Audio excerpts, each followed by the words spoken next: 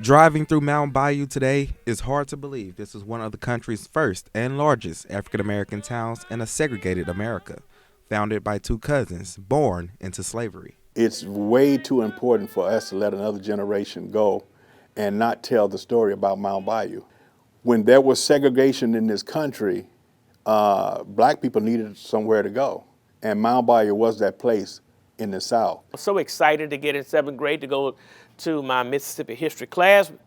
They gave us a book. I had to go find in the index that it said something about Mount Bayou, that it was one sentence. Nobody wanted to tell our story. In the late 1800s, after Union troops invaded North Mississippi and freed slaves in the area, Isaiah T. Montgomery and his cousin Benjamin T. Green developed unoccupied swampland, turning it to a thriving black governed industrial town.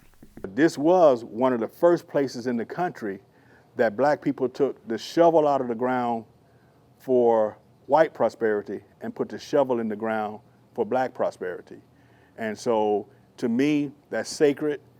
That says that's a place where we should all understand that this is ours. We didn't bow to them. We didn't have to pull our hats off, not out of respect for your race. We would pull them off respect for ourselves. And that was different. Brothers Herman and Darrell Johnson established the Mound Bayou Museum in July 2021 to preserve the history of the prolific town. There are currently 3 sections. One section shows images and documents from the town during its prime. The second section illustrates a racist time eluded by the people of Mound Bayou. This was a donation from Dr. Alvin Simpson, who was a professor down at Alcorn University, and mostly depicts dehumanizing the nature of the social media at that time. During those years was postcards, pictures, things that people sent to one another, and they would have them displayed in their home, that dehumanizing black people. The final section of the museum features its newest exhibit, props from the limited series Women of the Movement, the story of Mamie Till's fight for justice after the murder of her son. There are only 2 other places in the country that have this set here, and so that's a prominent movie.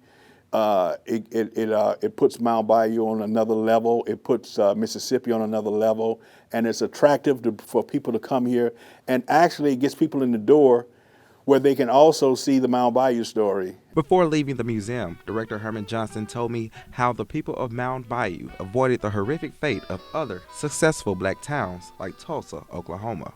These white men came in to ravage the town. They came in and these guys were ready for them. They had ready for them on these rooftops, and they had a Gatling gun on top of the bank building over there. And they let that Gatling gun go. And once these people heard that Gatling gun, they got out of Dodge, and they never came back. Waiting for the